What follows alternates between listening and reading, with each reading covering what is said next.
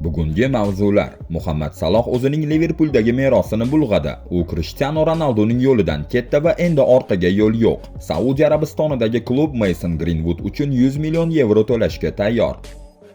Xabarlarning asosiy qismiga o'tishdan oldin albatta bizni bir dona like bilan qo'llab-quvvatlang va kanalga obuna bo'lishni unutmang. Bosdingizmi? Unda boshladik.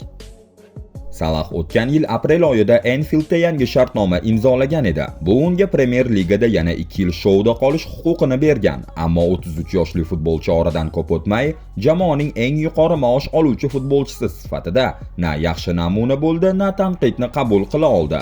Muammo paytlarida yetakchi bo'lish o'rniga Saloh jamoaga zarar yetkazayotgan, o'zini jamoaning ustiga qo'yayotgan futbolchiga aylandi.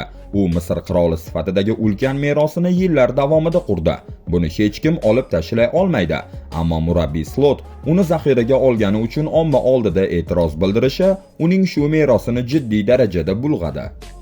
2025-yilgi Oltin to'pda u 4-o'rinni oldi. Bu 2024-25-yilgi mavsumdagi ulkan hissasiga munosib natija edi. U o'sha mavsumda Slot qo'l ostida 47 ta gol plus assist qayd etdi. 38 ta o'yinlik mavsum uchun rekord. 3 marta Angliyada yilning eng yaxshi o'yinchisi bo'lgan yagona futbolchiga aylandi. Ammo bu mavsumning birinchi yarmida u o'sha darajaga yaqin ham kelmadi. Haqiqat shuki, u hatto jamoa uchun yukka aylangan deyish ham mumkin. 19 ta o'yinda atigi 5 ta gol. Roma yoki Chelsea'dagi eski davrlaridan ham yomon. Eng yomoni, maydonning boshqa bosqichlarida pressing, himoyaga qaytish, kombinatsiyada ishtirok deyarli sezilmayapti. Bunga ikkita asosiy sabab bor. Birinchisi Trent Alexander-Arnoldning Real Madridga ketishi. Salohga kutilganidan ham ko'proq zarba bo'ldi. Trentsiz Saloh o'ng qanotda o'zini yo'qolgandek his qilyapti. Ikkinchisi, Saloh pressing qilmaganda uni o'rnini bosib beradigan futbolchilar yo'q. Dias Bavariyaga sotildi. Bu qaror juda yomon qaror bo'lib chiqdi. Diogo Jotaning fojiali o'limi esa katta bo'shliq qoldirdi. Natijada ko'pchilik Salohni asosiy tarkibdan chiqarish kerakligini ayta boshladi. Slot bunga uzoq vaqt chidadi. Yaxshi munosabatlarini hisobga oldi, ammo Nottingham Forestdan 0-3 yutqazilgan o'yindan keyin chora ko'rishga majbur bo'ldi. Keyin 30-noyabr kuni West Hamga qarshi o'yinda Saloh zaxirada qoldi va Liverpool 2-0 hisobida juda ishonchli g'alaba qozondi. Saloh esa o'sha o'yinda maydonga ham tushirilmadi.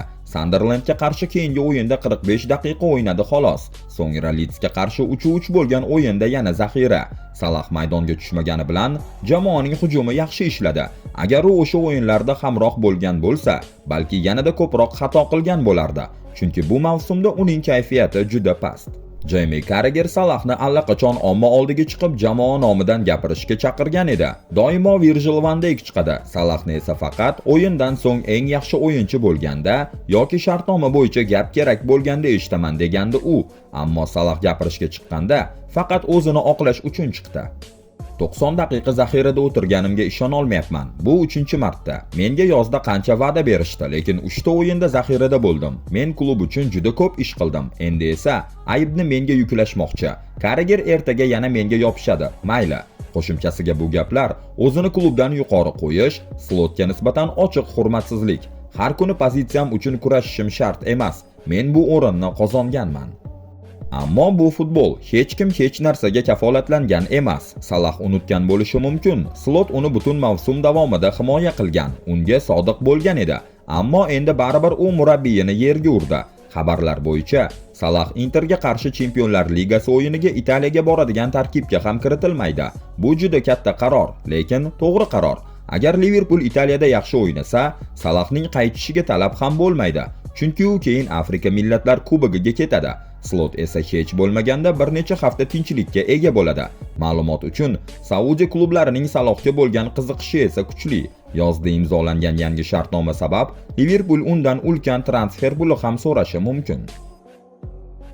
Marsel hujumchisi Mason Greenwoodga Saudiya Arabistonining Neom klubi qiziqish bildirgan. Bu haqda Foot Mercato xabar berdi. Neom allaqachon Marselga 100 million yevro miqdorida rasmiy taklif yuborgan.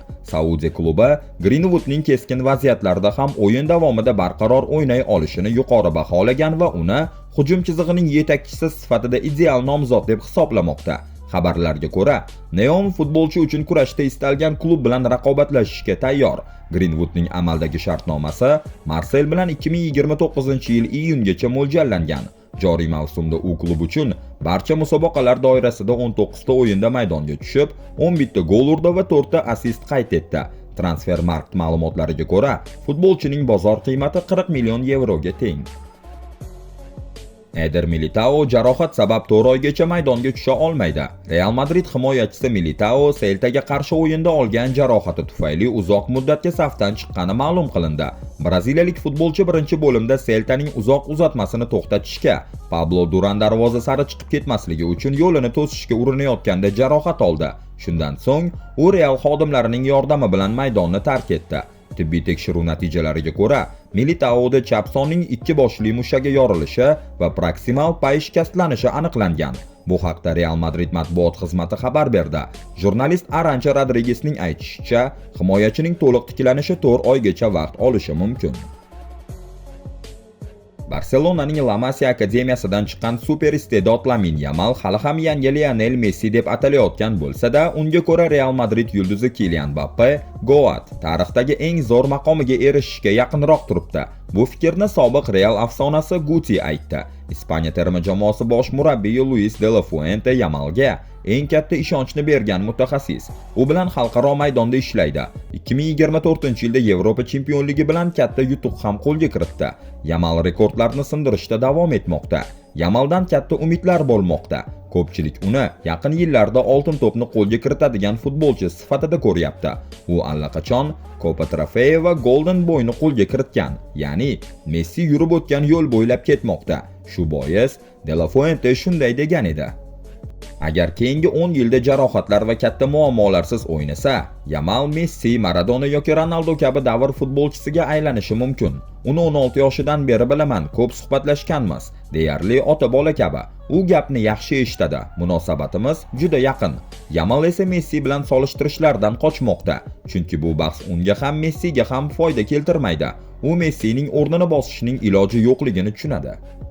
Messi tarixdagi eng zo'r futbolchi deb o'ylayman. U ham meni yaxshi o'yinchi deb biladi. Biz maydonda to'qnashsak, o'zaro hurmat bo'ladi. Men uning o'rnini bosishga urinmayapman, uslubini takrorlamayapman. 10-raqamni ham shunchaki kiyayapman. Men o'z yo'lim bilan ketaman. Ammo Yamal qanchalik o'z yo'lini tanlamoqchi bo'lmasin, Messi soyasidan qochish qiyin. U albatta kelajakda katta futbolchi bo'lishi mumkin, lekin hozircha atigi 18 yoshda va oldinda o'rganadigan juda ko'p narsalari bor. Guti ham bu fikrni qo'llaydi. U AS'ga bergan intervyusida dedi: Yamal fantastik futbolchi va bo'lajak oltin to'p egasi bo'lishi mumkin, lekin siz 3 ta tarixning eng buyuk futbolchisi haqida gapiryapsiz. Maradona Meksikada deyarli yolg'iz jahon chempioni bo'lgan. Messi va Ronaldo esa 10 yil davomida 50 tadan gol urgan. Bu hammaga ham nasib qilmaydi. Menimcha bunga Yamal emas, Mbappe yaqinroq. Haqiqatdan ham Mbappe 26 yoshida Yamaldan ancha ko'p narsaga erishgan. U uzoq yillardan beri eng yuqori darajada o'ynab kelmoqda. Mbappe 2018-yilda Fransiya bilan jahon chempioni bo'lgan. 2022-yili finalda hat-trick qilgan. PSG tarixidagi eng yaxshi to'purar, 235 ta gol. Fransiya terma jamoasida ham Olivier Giroud rekordini quvib kelmoqda, 57 ta gol. Yamal esa Yevropa chempioni va La Liga g'olibi bo'ldi. Keyingi yili Ispaniya bilan jahon chempionatiga boradi. Uning kelajagi porloq, ammo mutaxassislar uni ehtiyotkorlik bilan baholashmoqda. Chunki ko'plab iste'dodlar bosimni ko'tara olmay yo'lda yo'qolib ketgan. 38 yoshli Inter Miami hujumchisi Luis Suarez klub bilan shartnomasini uzaytirish niyatida emas. Bu haqda TC Sport xabar berdi. U o'zining futbolchi sifatida shakllangan va 2022-yilda qisqa muddat o'ynab ketgan sobiq klubi Nasionalga qaytish imkoniyatini ko'rib chiqmoqda. Javier Mascherano qo'l ostida u asosiy tarkibdagi o'rnini yo'qotgani sababli yil oxirida muddati tugaydigan shartnomani uzaytirishi kutilmayapti. Eslatib o'tamiz, Luis Suarez Inter Miamiga 2024-yilda kelgan edi.